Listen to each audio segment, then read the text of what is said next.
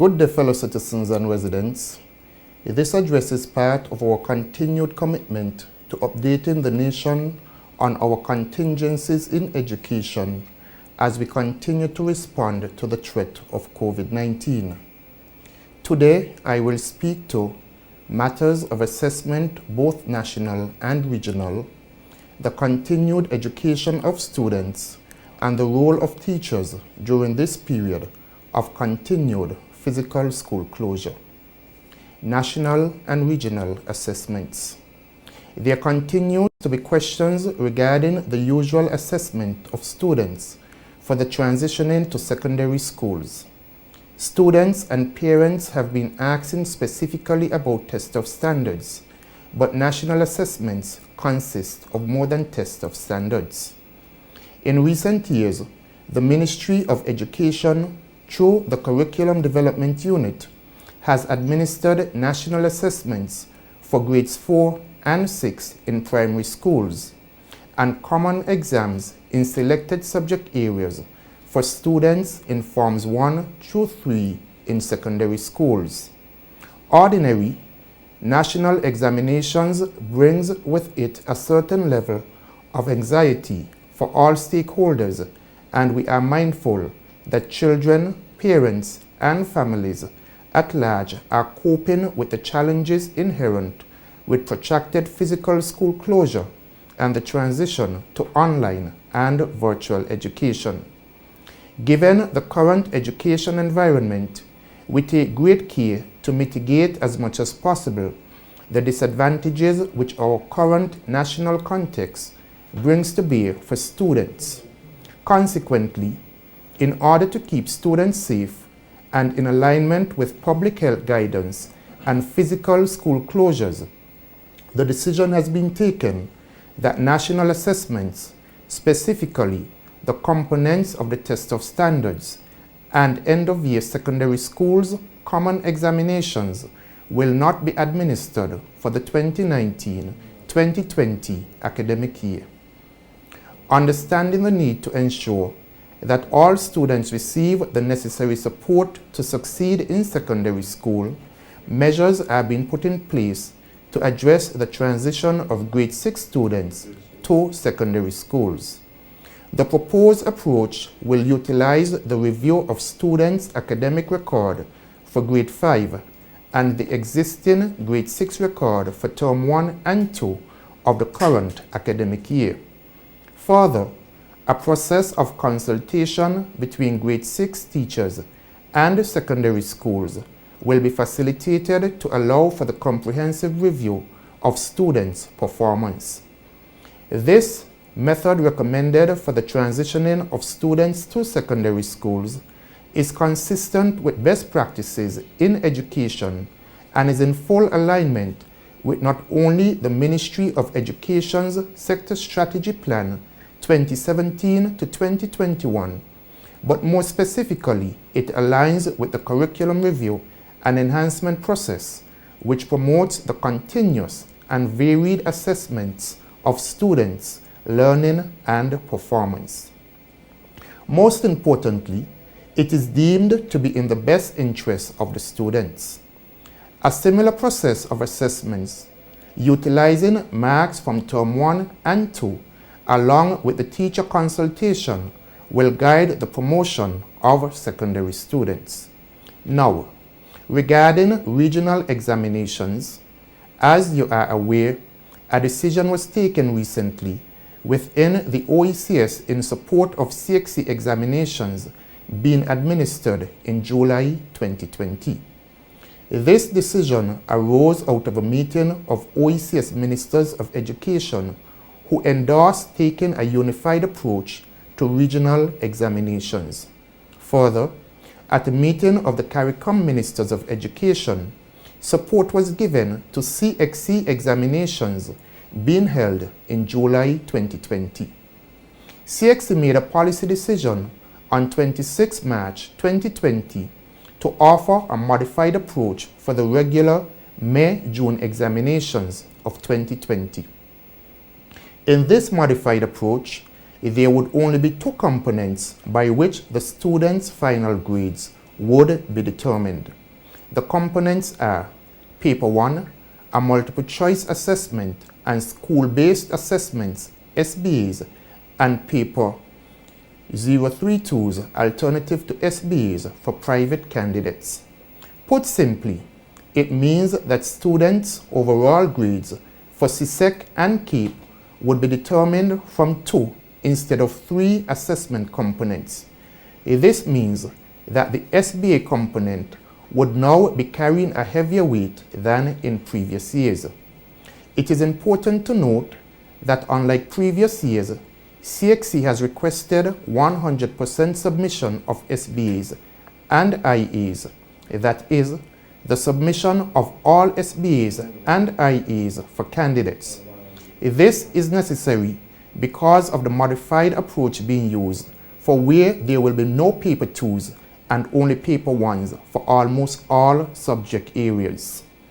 In light of the policy decision to offer a modified approach to assessment, the Ministry of Education must act in the best interest of students registered for CXC, CSEC, and CAPE exams. To this end, we at the Ministry of Education are currently working with the National Task Force on COVID-19 towards the issuance of a special provision which would allow students currently registered to sit CSEC and CAPE examinations to receive direct teacher instruction to supplement current virtual education modalities being utilized towards exam preparation. The proposed education provision for students sitting CXC examinations is being made to support the completion of SBAs and practical components which are required elements of the modified CXC examination approach. As such, the proposed special provision for limited use of educational facilities for instruction will apply only to students identified by their institutions for supplemental exam preparation support. Thus, only students sitting overseas exams will be allowed access to schools and for the sole purposes of completing SBAs or IAs and other examination requirements. Beyond this provisional use of schools, I must reiterate that all educational institutions in St. Kitts and Nevis will remain closed for regular instruction until further notice. The continued education of students. The Ministry of Education continues to obtain guidance on infection prevention and control measures, screening, testing, and adapted classroom environments from our local experts within the Ministry of Health and the National Task Force on COVID-19. Based on the guidance received, health and safety protocols for schools are being developed and will include information on cleaning protocols for COVID-19, compliance measures for physical distancing, sanitization and hygiene within the physical plants of schools, and the use of personal protective equipment. Health advice is evolving, and the Ministry of Education will be guided by our local health experts with the foremost commitment to protecting the health, safety, and well-being of our students, teachers, and other school personnel.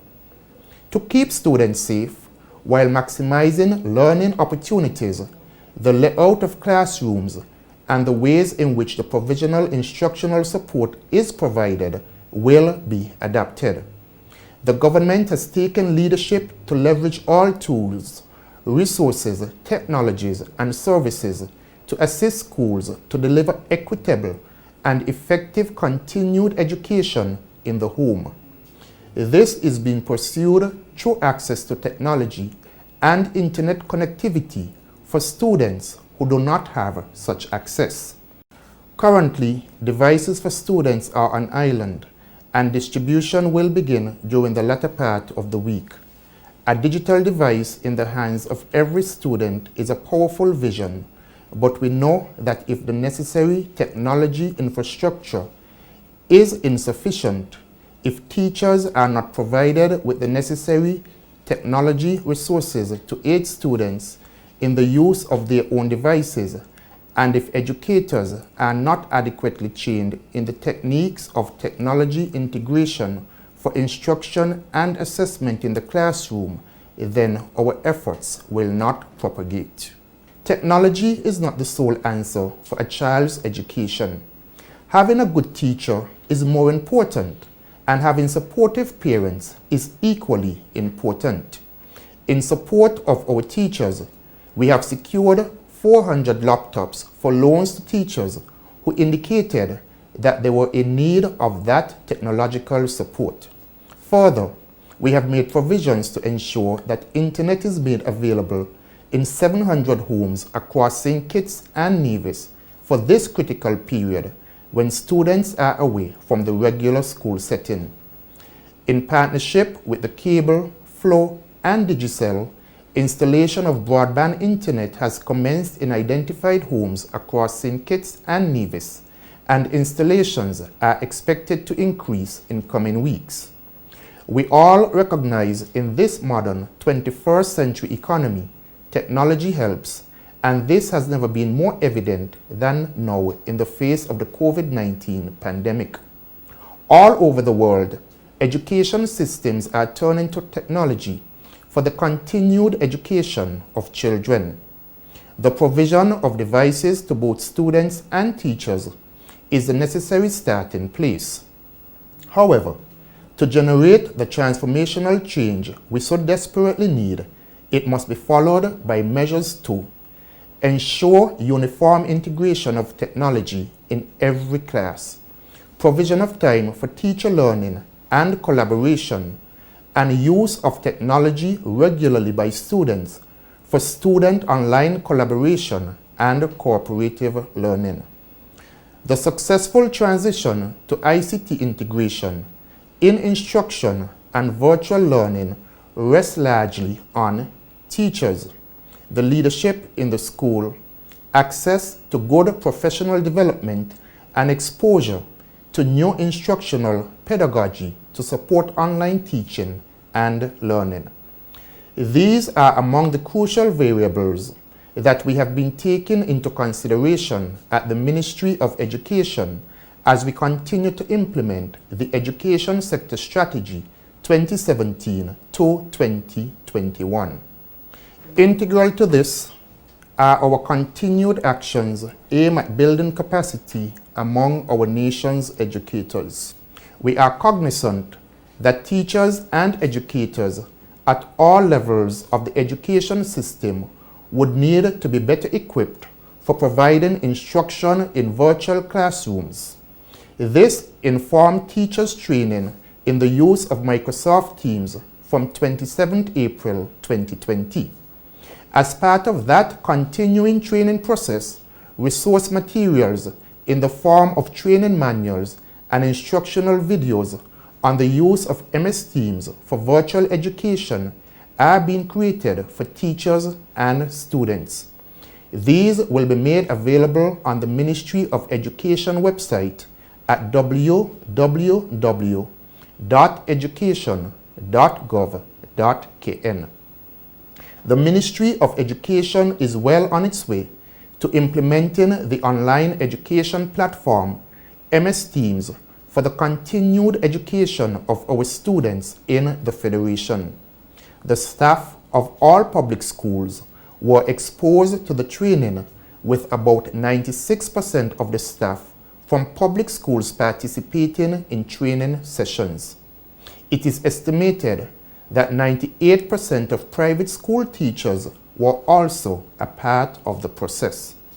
In order to ensure full utilization of MS Teams for virtual education, the Ministry of Education will continue to provide training for teachers, both public and private, by conducting additional online training sessions in MS Teams. Critically, the process of bringing students onto the platform is also well underway. Schools have been asked to submit student enrollment information so the virtual classroom space can be created for all schools in MS Teams. It is expected that this week, schools that have submitted the required information will be able to begin using MS Teams for teacher-student interactions. Recognizing that the transition to using MS Teams will be handled with varying degrees of ease for students, teachers, and parents, a virtual help desk with live agents has been established to answer any technical questions and provide troubleshooting for those getting acquainted with the platform. More information on accessing the help desk will be provided in the upcoming week. Additionally, an interactive student orientation course for MS Teams tailored for both the primary and the secondary levels is being developed and will be made available for all teachers and students on the platform. The course is intended to help students learn how to use all the basic features of MS Teams that will be needed to participate successfully in classes. As the MS Team environment becomes available to schools, it is advised that students and teachers get acquainted with accessing the platform and exploring its functionality before commencing with formal lessons. The role of teachers during this period of continued physical school closure.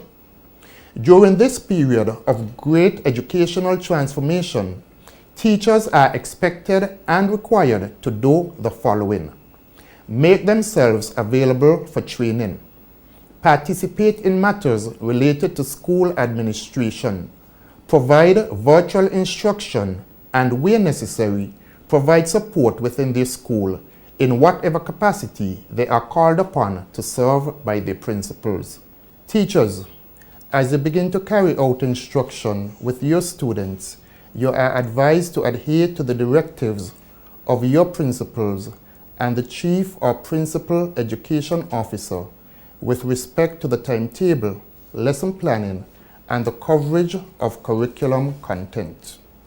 The connection between a student, their peers, and their teacher is more important than ever.